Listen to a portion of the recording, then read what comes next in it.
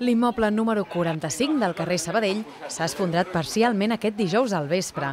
No s'ha hagut de lamentar danys personals, ja que l'enfonsament s'ha produït a l'interior de l'edifici, que estava deshabitat de feia anys. Ha sigut un ensorrament parcial d'una teulada, d'un edifici, una vivenda unifamiliar de 2 plantes, que, com dic, ha cedit parcialment una part de la teulada.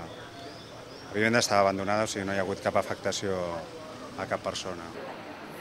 A més, també feia anys que no rebia cap mena de manteniment i finalment la teulada ha cedit. Tot i això, cap element ha caigut a peu de carrer.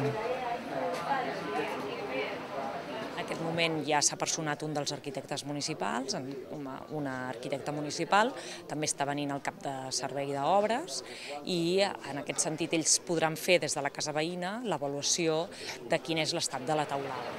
Una dotació de bombers, una dels Mossos d'Esquadra i alguns agents locals s'han desplaçat al lloc dels fets.